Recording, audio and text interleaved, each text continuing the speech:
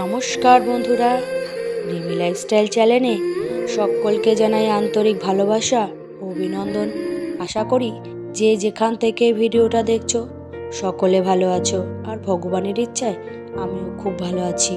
বন্ধুরা, আজকের ভিডিওটা শুরু করলাম সকালবেলা থেকেই, কারণ আজকে সকালে পড়ানো ছিল না, পরীক্ষা চলছে। তাই পরীক্ষা ওদের শেষ, যারা সকালে পড়ে তাদের পরীক্ষা শেষ হয়ে গেছে, তাই আর পড়ানো ছিল না বলে সকাল সকাল চলে গেছি পুকুর পাড়ে কাঠ আনতে।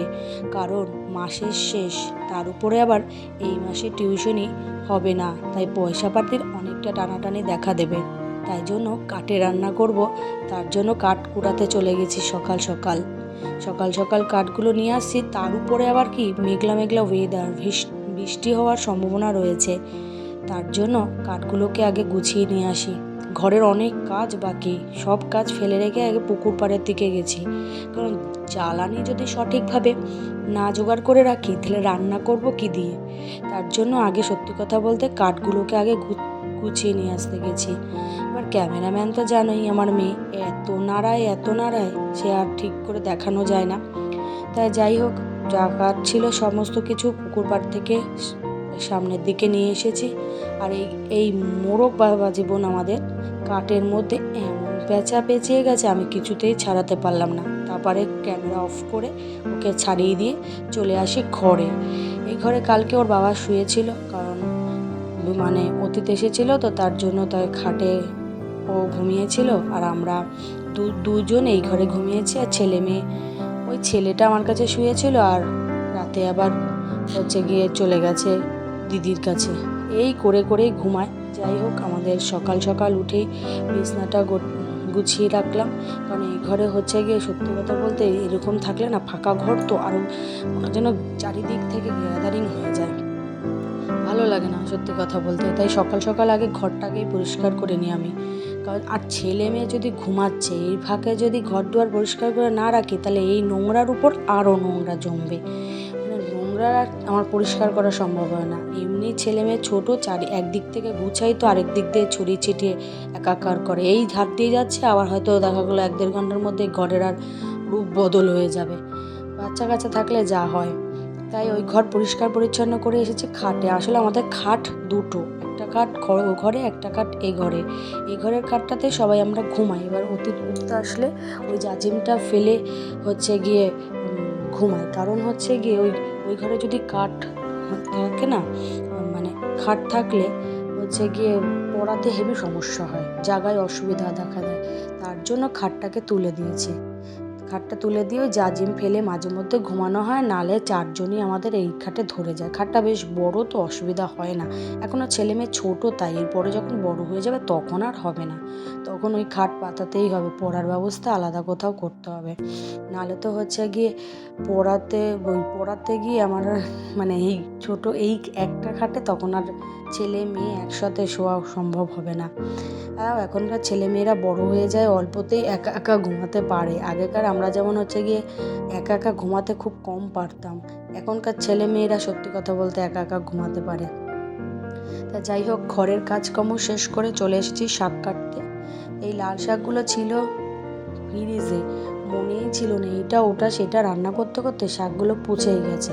তাই উপর দিকের কিছু অংশ নিয়ে বাকি বেছে যতটা রাখা যায়, বুদ্ধি করে না রাখলে এবার যদি ধরে ফেলে দিই আমার হাজব্যান্ড তারপর চিল্লাচিল্লি করবে যে এগুলো করনি কেন, আগে থেকে আনতে হলে। ছেলেদের আর কি, ওদের গিয়ে এনে রেখে দেয়, তারপরে যদি না করা হয় দোষ দেওয়া হয় বৌদির। আসলে ওরা মনে করে কি, বাড়ির বউরা বাড়ির থেকে বাইরে বেরিয়ে টাকা ইনকাম করে না, তাহলে ওদের দ্বারা সঞ্চয় করার ক্ষমতা নেই। কিন্তু ছেলেরা এটা ভুল ভাবে। বাড়ির বউরা যদি বাড়ির বাইরে টাকা ইনকাম করতে নাই বেরোয়, তারা এটুকুনি বুদ্ধি করে সঞ্চয় করার ক্ষমতা কিন্তু তাদের থাকে। তারা যতটাই টাকা ইনকাম না করুক, কিন্তু সঞ্চয় করার ক্ষমতা তারা রাখে। নাহলে তাহলে ঘর দুয়ার আর করা সম্ভব হবে না। টাকা পয়সা জমানোর কথা, সঞ্চয় জমিয়ে রাখাটাও গুণের দরকার হয়। যাই হোক বন্ধুরা, কথা আজকে খুব এলোমেলো হয়ে যাচ্ছে, একটু মানিয়ে গুছিয়ে নিও। যদি কিছু ভুল থাকে ক্ষমা করে দিও। কারণ বন্ধুরা, বন্ধুরা সত্যি বলতে ভয়েস ওভার দিচ্ছি আর এর চারিদিকে মশা ভ্যান ভ্যান করছে, তোমাদের সাথে কথা বলছি বারবার খালি হাত নাড়াতে হচ্ছে, কারণ এদিন ঘরে গিয়ে ভয়েস ওভার দিতে গেলে অনেক সমস্যা হয়।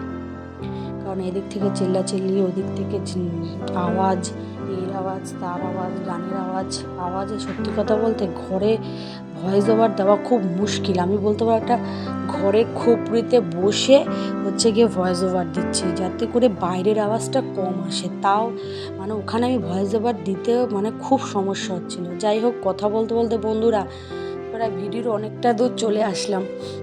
কাজ শাক কাটা হয়ে গেছিলো, শাকটা কাটছিলাম, বাইরে বেরিয়ে দেখি 10 টাকার জিনিস। আজকালকার দিনে 10 টাকা সত্যি কথা বলতে কিছুই হয় না।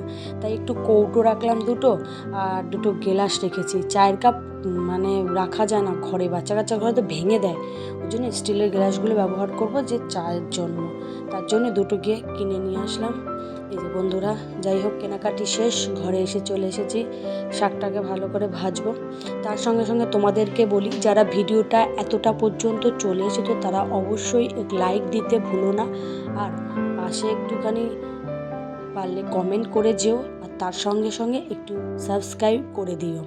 আর যারা আমার ভিডিও রোজ দেখো, যারা সুন্দর সুন্দর কমেন্ট করো, তারা এইভাবেই সুন্দর সুন্দর কমেন্ট করে যাও। তোমাদের কমেন্টই আমাকে আরও এগিয়ে নিয়ে যেতে সাহায্য করবে। যাই হোক বন্ধুরা, কথা বলতে বলতে শাক ভাজা প্রায় বসিয়ে দিয়েছি। শাক করতে বেশি সময় লাগে না, শাকটা হয়েই গেছে। যাই হোক, ভিডিওর প্রায় শেষ পজিশনে চলে এসেছি। বন্ধুরা, আজকের ভিডিওটা এই পর্যন্ত। আশা করি তোমাদের ভালো লাগবে, আর ভালো লাগলে একটা লাইক করে দিও, আর তার সাথে নতুন আরেকটা ভিডিওর জন্য অপেক্ষা করো। আবার দেখা হবে নতুন ভিডিওতে। টাটা, আজকের মতন এখানে।